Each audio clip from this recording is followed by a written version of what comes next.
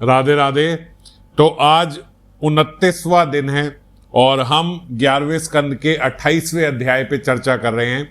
भगवान उद्धव जी से कह रहे हैं, हे उद्धव, इस जगत में, इस प्राकृत जगत में व्यवहार की दृष्टि से तो सब अलग अलग दिखाई देता है। जैसे पुरुष और प्रकृति अलग दिखाई देती है, दृष्टा और दृश्य दिखाई देते हैं, पर अगर हम परमार्थ की दृष्टि से देखें तो सब एक ही है, सब आत्मा ही है। अगर परमार्थ की दृष्टि से देखें, हमने इतने सारे तत्वों पे चर्चा करी और आज भगवान ने सबका समावेश करके कह दिया कि सब परमात्मा ही है और सब परमात्मा का अंश आत्मा, मतलब आत्मा को भी परमात्मा का ही अंश माना तो वो भी परमात्मा है। तो इस प्रकार से भगवान ने कहा कि सब आत्मस्वरूप ही हैं। इस जगत में जो भी कुछ है केवल व्यवहार की दृष्टि से हमें अलग अलग दिखाई देता है।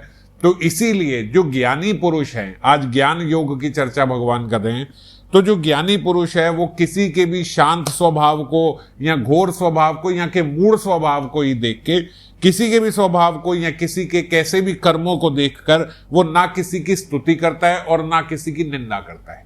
ज्ञानी व्यक्ति अगर ज्ञान मार्ग पे चल रहा है तो वो सबको आत्मस्वरूप देखता है, वो अपने में और दूसरे में भेद नहीं देखता। वो बोलता है आत्मा की दृष्टि से हम सारे एक ही हैं। ये ज्ञानियों का ये मार्ग है, वो इस प्रकार से देखते हैं।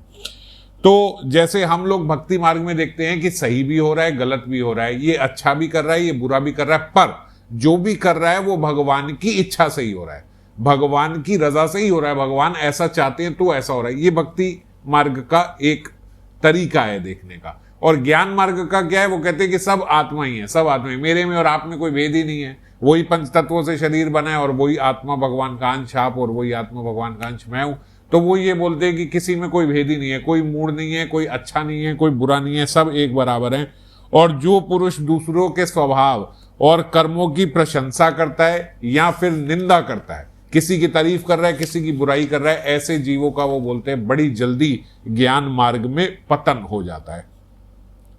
देखो ऐसा है, जब व्यक्ति नींद में होता है तब उसकी शरीर का तो अभिमान खत्म हो जाता है, वो चेतना शून्य हो जाता है जब व्यक्ति निद्रा में है, पर उसका मन जो है वो मन चलता रहता है उस समय, जब उसका शरीर सो गया है तो भी। भारी शरीर की कोई स्मृति नहीं है उसे, लेकिन मन जो लगा हुआ है वो मन सपने देखता है और सपनों में दृश्य देखता है, उस सपनों को वो सत्य मान लेता है।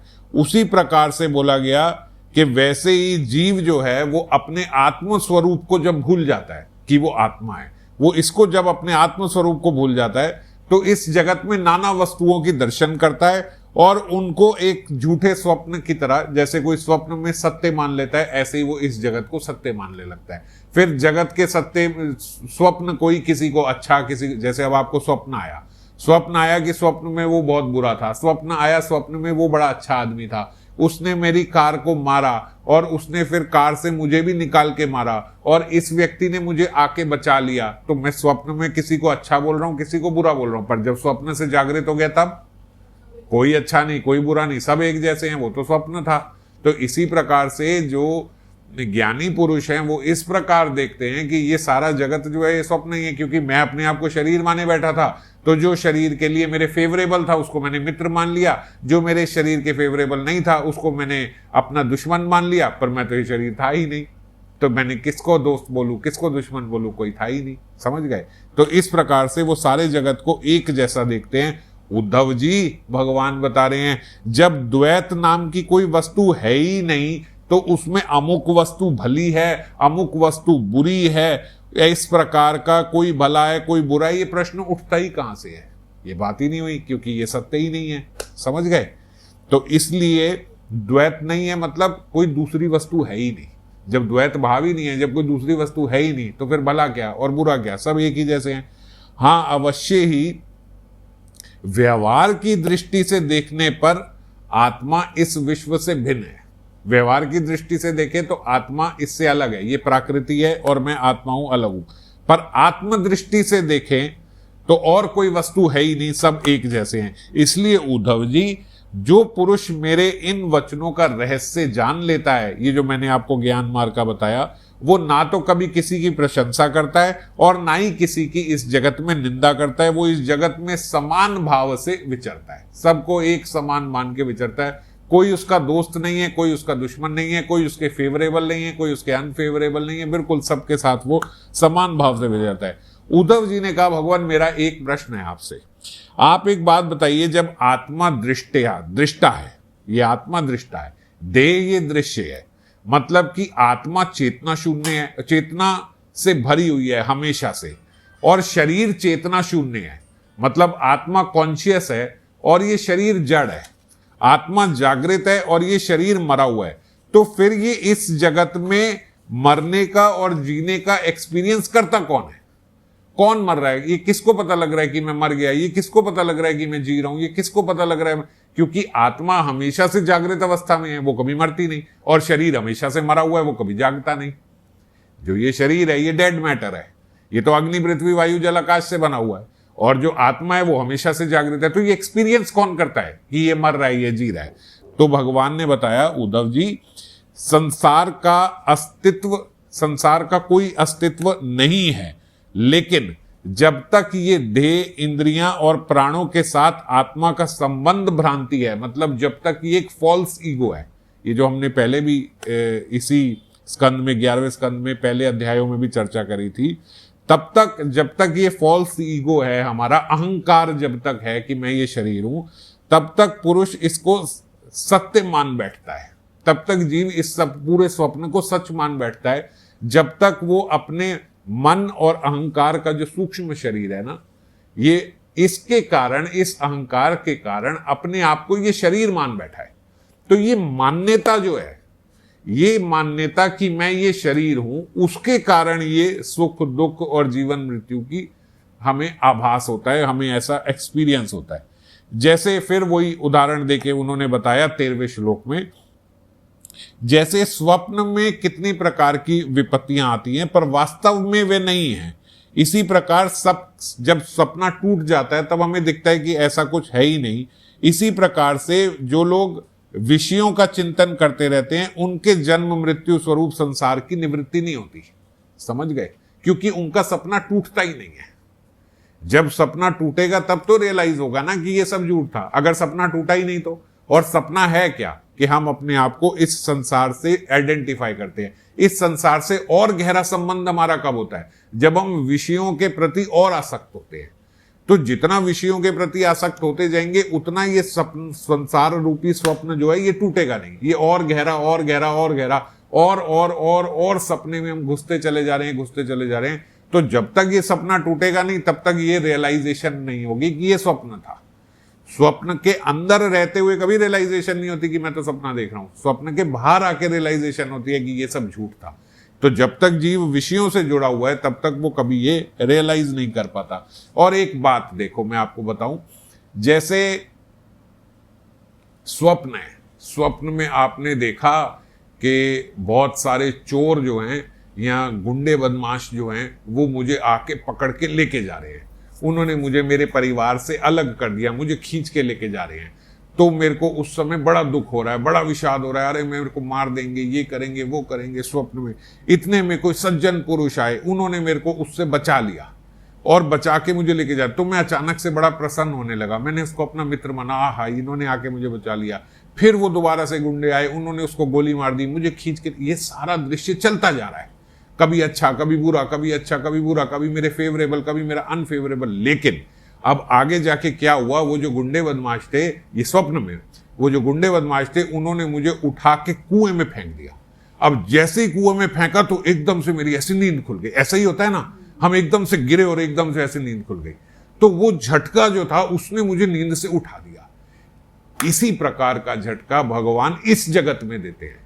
जब जीव यहाँ के सुख दुख में खोया हुआ, उसको पता ही नहीं लग रहा कि ये जगत जो है ये सत्य नहीं है, तो भगवान जो है वो अपने भक्त पे कृपा करने के लिए फिर कोई ऐसा झटका देते हैं, जैसे कुएं में गिराया, एकदम से सारा संसार खत्म।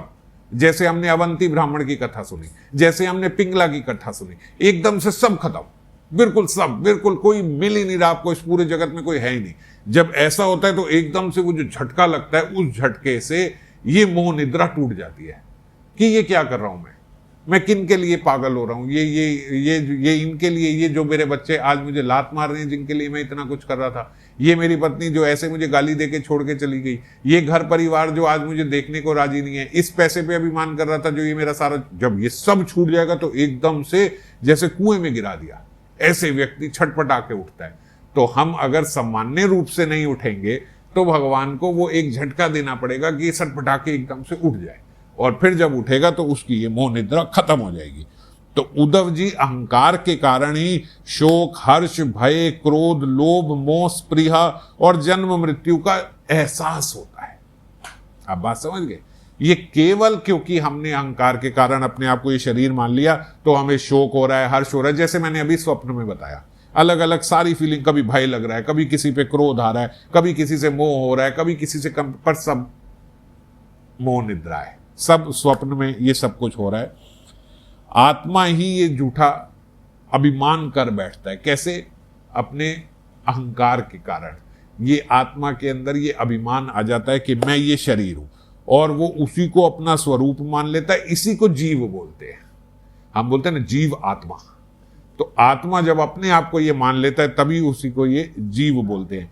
करना क्या चाहिए? बोलते आपके पास एक ज्ञान रूपी तलवार है, ये जो दी जा रही है 11वें स्कंद में, जो इतने दिन से दी जा रही है, ये ज्ञान रूपी तलवार है। क्या करें? इसको शार्प करो। ये ज्ञान रूपी तलवार जो है ये ब्लंट है, हो गई है, इसको पैनी करो, इसको तीखी करो। कैसे करें? गुरु के शब्दों से। गुरु के शब्दों से रगड़ रगड़ के अपने इस ज्ञान की तलवार की धार को तेज करके इस जगत में हमारा जो अभिमान है, ये जो देह अभिमान है, इस देह अभिमान को खत्म कर दो, इस देह अभिमान को काट दो। नहीं तो एक बहुत भारी झटका मिलेगा, फिर उस झटके से आपकी नींद खुलेगी। नहीं चाहते वो झटका तो पहले ही त्याग दो इसको। इससे पहले कि कोई बाहर से आपको कुंडी लगाए, आप भीतर से ही कुंडी लगा लो। बंद कर दो इस जगत के सारे जितने ये जो अभिमान हैं, ये अहंकार के ये सारे कार्य। फिर 19वें अध्याय 19वें श्लोक में वही बात बोली जो हमने पीछे भी चर्चा करी थी कि जिस प्रकार सोने से कंगन इत्यादि आभूषण बनाए जाते हैं, पहले भी सोना होता है, जब कंगन बनाया जाता है तब भी सोना होता है, जब वो कंगन को पिघाल दिया जाए तब भी सोना ही बचता है। इसी प्रकार से भगवान इस सृष्टि से पहले भी थे, सृष्टि के बीच में भी हैं और सृष्टि के बाद में भी वही रहेंगे। तो जो बाद में है, पहले भी है, वो बीच में भी तो वही है। आकार ले लिया बस उसने कंगन का और इसका, तो भगवान ही है, परमात्मा ही है। उन्होंने कहीं स्त्री का आकार ले लिया, कहीं जानवर का आकार ले लिया, कहीं वृक्षों का आकाश ले लिया, कहीं पुरुष का आकार ले लिया। अलग अलग आकार में मेरे परमात्मा ही हैं। मन की 3 अवस्थाएं होती हैं, जागृत अवस्था, स्वप्न अवस्था, सुषुप्ति अवस्था। इन अवस्थाओं के कारण 3 ही गुण होते हैं, सतोगुण, रजोगुण और तमोगुण। और जगत के भी 3 ही भेद हैं, हमने बताया था।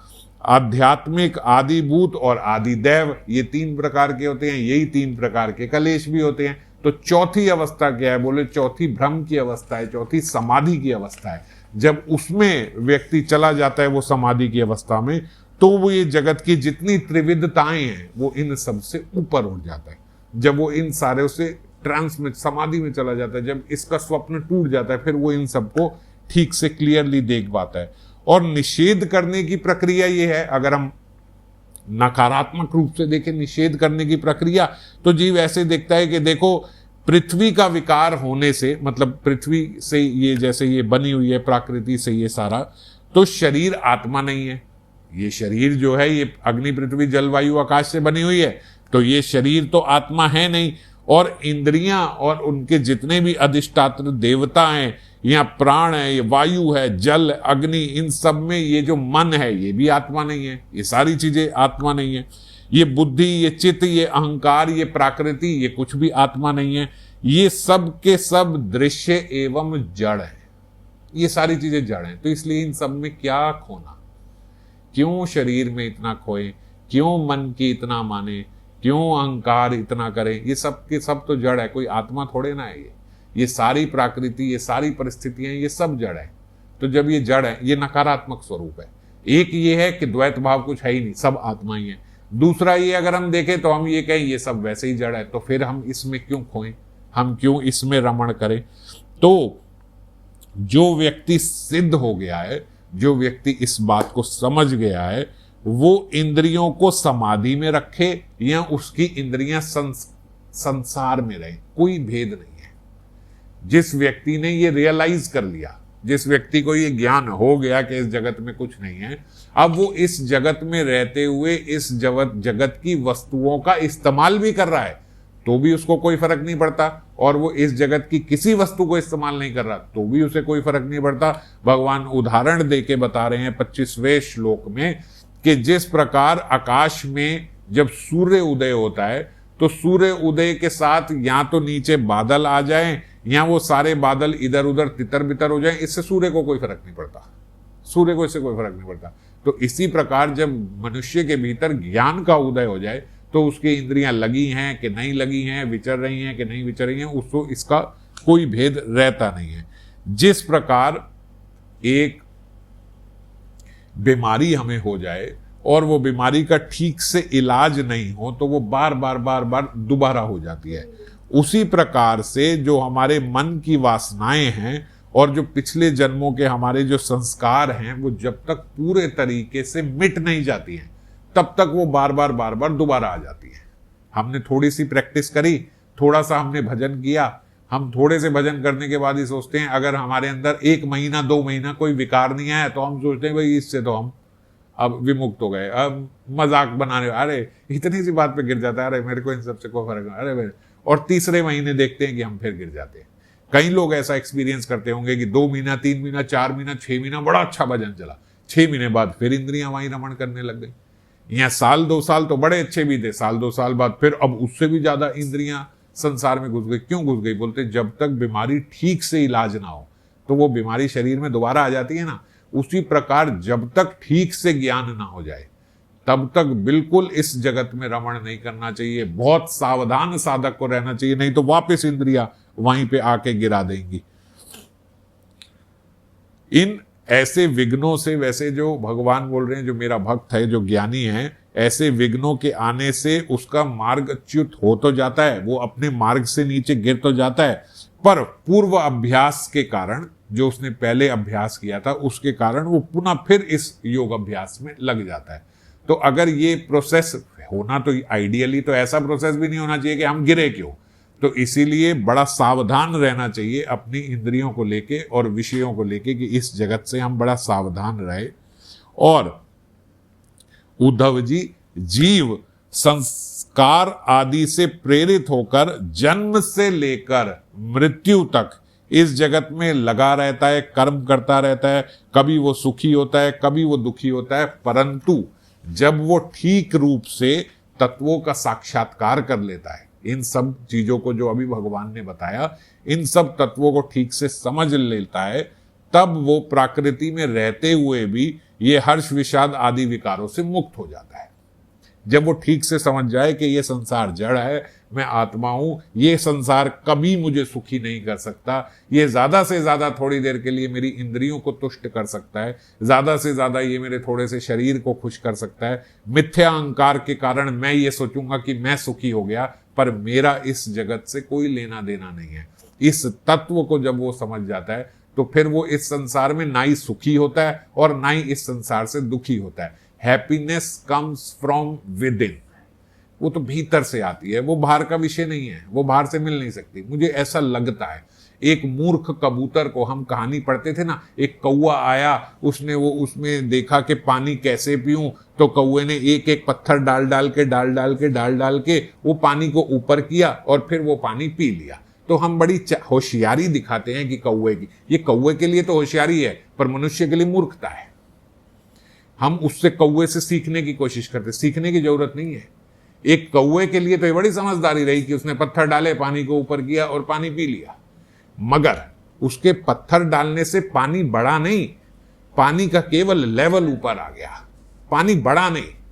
तो मनुष्य को भी यही करना है, उसको यहां पे पत्थर डाल के, यहां पे गाड़ी खरीद के, यहां पे घर खरीद के, यहां पे इस क्लब में जाके, वहां पे वो पे जाके, इस पे करके, कपड़े खरीद के यहां पे सुख अर्जित नहीं करना।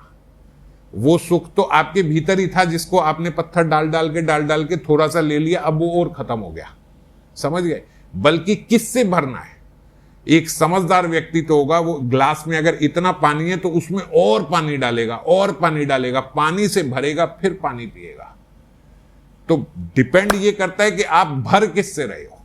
अगर आप इस जगत के पत्थरों से भर रहे हो, गाड़ी से भर रहे हो, घर से भर रहे हो, इससे भर रहे हो, तो आपका आनंद तो उतनी का उतना ही रह रहा है, आनंद थोड़ी बढ़ रहा है। केवल आपके पत्थरों के कारण वो थोड़ा सा ऊपर आ गया, आपके गाड़ी खरीदने के कारण, इसके कारण, इतने सारे अहंकार करने के कारण वो थोड़ा सा अंदर से आपके भीतर से प्रसन्नता लगी आपको की हो गई, पर है तो उतनी की उतनी, आपने बढ़ाई नहीं उसे, आपने उसे फुल नहीं किया। जब ये पानी भरेंगे, पानी हम क्या ले रहे हैं, किस चीज को ले रहे हैं, ये बड़ा इंपॉर्टेंट है। तो इसलिए पानी से ही भरो, पानी से ही भरो, आनंद से ही भरो, और आनंद और आनंद। वो कैसे मिलेगा? वो इस जगत से नहीं मिलेगा, वो भीतर से मिलेगा। तो इसीलिए कौवे की समझदारी को मनुष्य अपनी समझदारी ना समझे। मनुष्य के लिए कौवे को समझदार समझ के उसका अनुशीलन करना मूर्खता है। आप अपना समझो कि हमें पत्थर नहीं डालने, हमें पानी ही भरना है उसमें, और पानी का लेवल बढ़ाना है, पानी बढ़ाना है। केवल पानी का स्तर नहीं बढ़ाना टेम्पररी, हमें पानी ही बढ़ाना, हमें आनंद ही बढ़ाना है।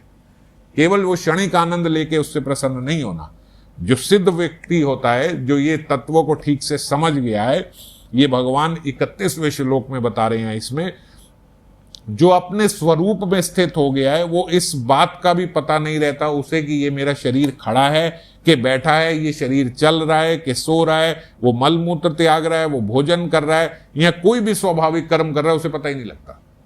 क्यों? क्योंकि इस शरीर से उसकी चेतना अब उठ चुकी है, अब उसको कोई फर्क नहीं पड़ता। अब एक ड्यूटी की तरह वो कई बारी अपने शरीर को ठीक ठीक चला भी लेता है, पर एक ड्यूटी की तरह। जैसे हम लोग अब गाड़ी चलाना सीख गए, तो गाड़ी चला रहे हैं, आपस में बात कर रहे हैं, सब कुछ कर रहे हैं, म्यूजिक सुन रहे हैं, सब चल रहा है, इधर उधर की बातें सब कर रहे हैं। स्वाभाविक रूप से हमारा हाथ पड़ रहा है, वो गियर बदलता जा रहा है, स्वाभाविक रूप से हमें दिख रहा है कब ब्रेक मारनी है, कब रेस तेज करनी है। हमारा उधर ध्यान नहीं है, ध्यान हमारा जो साथ में बैठे हैं उनके साथ है बातें करने में, मगर वो स्वाभाविक रूप से चल रहा है। इसी प्रकार से जो व्यक्ति अपने स्वरूप में स्थित हो चुका है, उसका ये शरीर स्वाभाविक रूप से चल रहा है, बस अभ्यास से वो शरीर को अपने चलाए जा रहा है, पर मन उसका परमार्थ में जाके चला गया है।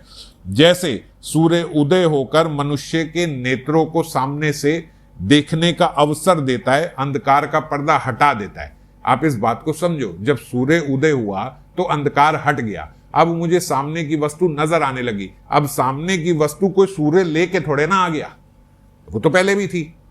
अब क्योंकि रोशनी हो गई तो वो मुझे दिखने लग गया, पहले दिख नहीं रहा था। बात समझ गए कि नहीं? चीजें तो पहले भी थी इस जगत में, पर सूर्य उदय हुआ तो अब वो सब कुछ दिखने लग गया जो नहीं दिख रहा था। पर सूर्य लेके नहीं आया, उसने केवल अज्ञान का आवरण हटा दिया। उसी प्रकार से जो इंद्रिय रूप से हम किसी का अनुभव नहीं करते, तो जब हमें ये ज्ञान मिलता है, जो ये हमें ज्ञान मिल रहा है, तो ऐसे नहीं है कि ज्ञान मिलने से अब परमात्मा यहां पे आ गए, ये ज्ञान परमात्मा लेके आए, ये ज्ञान ने मुझे सब आत्म स्वरूप दिखा दिया, इसने नहीं दिखा, ये तो सब पहले ही है, मुझे सब पहले से ही मालूम है, मेरी नॉलेज मेरे पास है, पहले से ही है, मैं सब जानता हूं, पर आवरण मेरे अंदर पड़े हुए हैं, ये अंधकार के कारण मैं ये सब कुछ देख नहीं पा रहा हूं। है पूरा जगत परमात्मामय, पर मुझे दिख नहीं रहा है। समझ गए? I just need the knowledge, I just need the light. बस मुझे वो रोशनी मिल जाए, फिर मुझे ये सब दिखने लगेगा। कुछ लेके नहीं आएगा, केवल ज्ञान से अब आपको सब कुछ सही सही से दिखने लगेगा।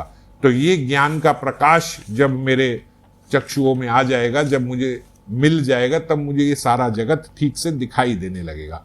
आप अपने काम और क्रोध को कैसे खत्म करोगे? अपने काम क्रोध आदि विघ्न जो हैं, उनको भगवान बोल रहे हैं, हे उद्धव, अपने काम और क्रोध को मेरे चिंतन से और मेरे नाम संकीर्तन से खत्म करो।